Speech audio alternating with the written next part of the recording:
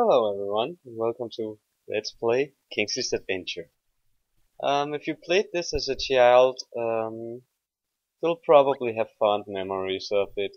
If not, well, you really missed something by not playing this. So, here comes the story. The Fruit Kingdom was not always so peaceful. An evil wizard disguised as a chef stole the Queen's Book of Magic and sent the kingdom spiraling into despair. One by one, the defenders of the realm were overcome by Bad Custard's evil magic and forced to become the Dark Knights, the scourge of the kingdom. All hope seemed lost until an unlikely hero emerged to challenge the tyranny of the evil rodent.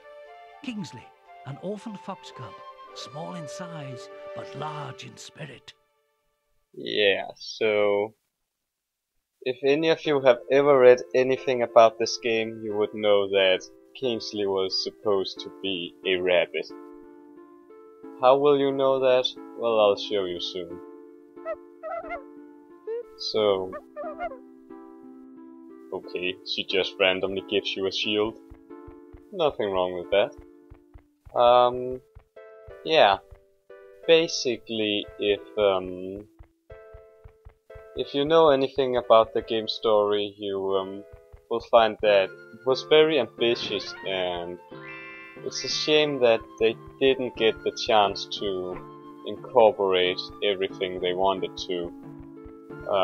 If you're not familiar with it, I will go over it a little bit over my videos, but for now, not so much.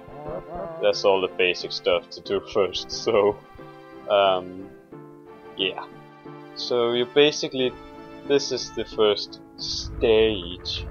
Not that it is a stage, but the first part of the game you have to train to become a knight. So you'll navigate through an obstacle course, and then you'll get weapons training later. So you get two weapons, a dagger and a crossbow.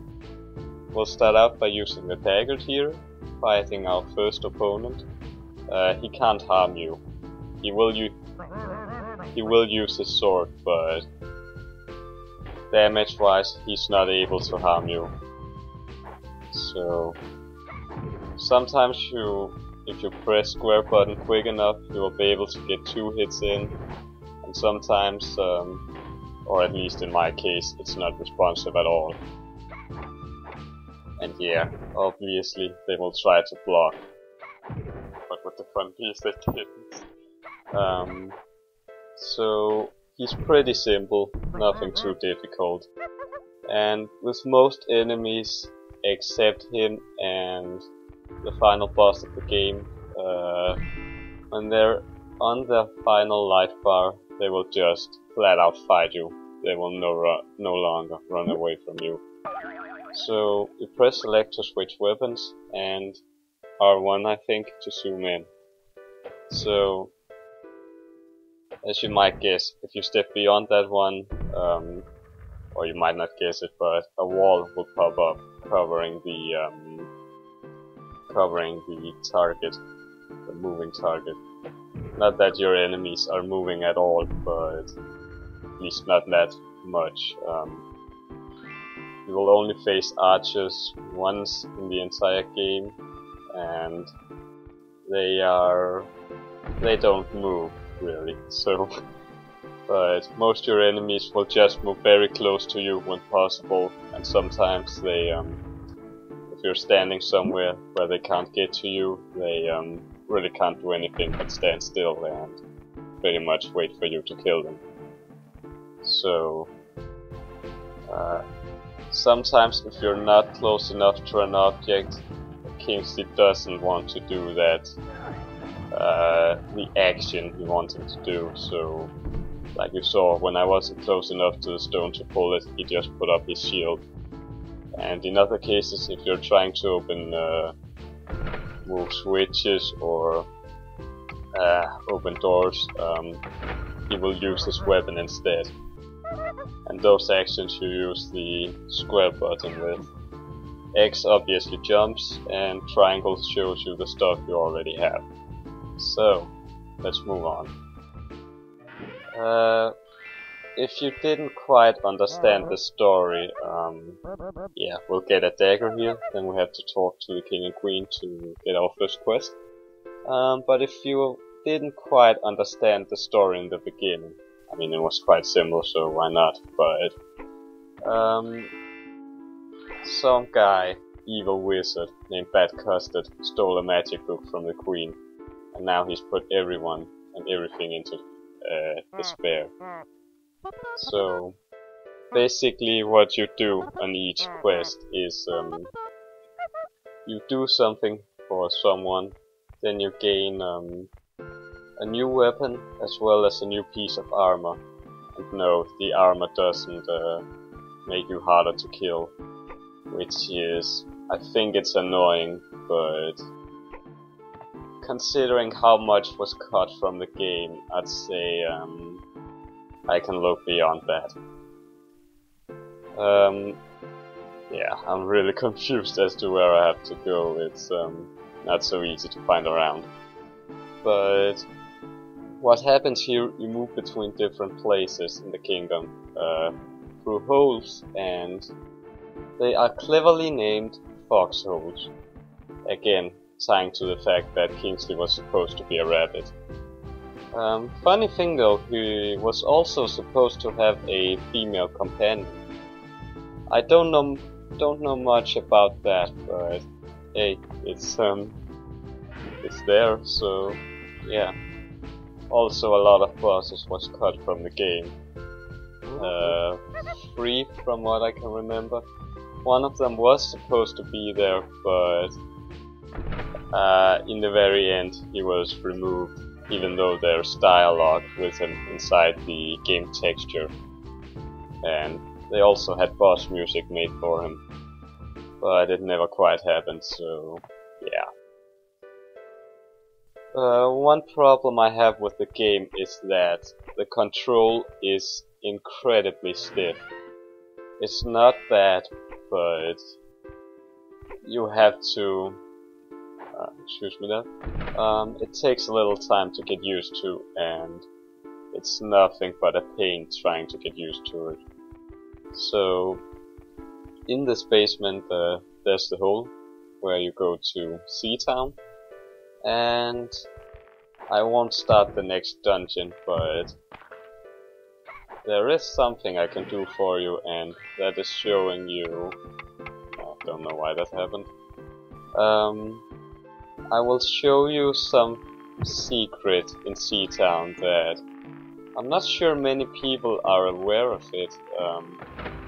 If you watch Dragon Lady's videos, you will know about it, but if not, well, here's a second chance to learn about it. And yes, these spiders can actually harm you. And like you saw, they can also jump. There will be different variations of them, and no, not bigger spiders, but what you will encounter are, for example, crabs, scorpions, other kinds. Yeah. So I will now show you a secret here. This is where you will get extra coins as well as an extra life. It may not look like it, but you can move this. I would never have guessed that when I was a child, and also a little embarrassing though, I didn't complete this game until I was 17 years old. Really, it was that difficult for me. But let me explain. When I tried this game as a 6-year-old, I believe, I tried it a few times until I was 8 years old. I didn't play a lot, but you know, trying it sometimes, from time to time. And I didn't make it too far. I couldn't figure out what to do after, or down at the beer monks. I just couldn't figure out how to get all the herbs. Then when I was about, I think 12 actually, I made it past that point and reached the castle ruins. Now the castle ruins is when the game gets incredibly difficult. And really, that made me rage quit very hard. not that I'm too happy to mention that, but I find it quite embarrassing to admit. But thankfully for myself though, everyone seemed to share the same frustration, so I'm not the only one. I'm very happy to know that at least. I kinda lied now, I will be going a little further. Not for 20 minutes though, I mean, you will get bored. You look like a pickle, my good sir. So basically, a man named Captain Gallagher stole his galleon. If you don't know what a galleon is, just imagine some sort of pirate ship with a little touch of Viking ship as well. So that has made trade impossible for Seatown, and now he wants it back. So yeah, you first have to go to this lighthouse, and then you move down into the dungeon where everything will take place. Now, here's your first enemy. Not too difficult. Takes 2 hits. Ah, fuck. Yeah, I sometimes get the timing wrong on these cannons. So, the crabs, like I said, as a child, this little part always got me hurt and I just rushed through it. As you can see, I still don't do it right. A little embarrassing for me. Hello. Stop blocking, it's unfair. Says I who blocks them all the time, basically. Bad joke. Yeah, about 3 minutes is what I have left. We'll see how far I can get. Like you saw on the training stage with the rock, just time it well, jump over, and yeah. You could ignore the crabs, but hey, what could the fun in that be? Hi, I'm awesome. I was actually surprised on YouTube that this game didn't have more than 2 LPs, I think. I can only remember seeing 2. One that wasn't finished and one that looked about finished. There might have been a walkthrough, but I'm not too sure. And I absolutely hated the sparrow part. You needed, aside from the awkward control, you had to be quick as well, so... Yeah, there are 3 switches here. Now, this second barrel up here, you have to go down here to flip the switch, and then you'll have to be swift and move up. Now this guy has a trident and takes 1 more hit than the others, but he's not anymore. He's not more difficult than the others. Like you can see here, there are chests, and obviously some can only be opened with the key. Now this barrel is also one where you have to walk up and then walk back. Well, you're not really walking. That would be pretty laid back if you just oh hello barrel, now I'm just going to move right back. Don't try and follow me, it won't do you any good. About the coins, like you've seen me pick up, there's a set amount of coins, and that's the absolute maximum you can get, so obviously there's a maximum amount of lives you can get. So let's take this. There are 3 types of coins: bronze, silver and gold. Bronze counts for 1, silver for 5 and gold for 10. I'd like to get as many as possible because when I reach the castle ruins I might lose a lot and you will have to hear me absolutely rage. I mean seriously, that part in the game is absolutely sadistic. Now these ports count as checkpoints. Pretty simple, no ingenuity. Killing this guy, no purpose in doing that. You're not always able to tell if an enemy will drop keys or money for that sake. So I mean, if you played the game, it's always the same, so... Except for the hearts, they're random every time, as far as I know.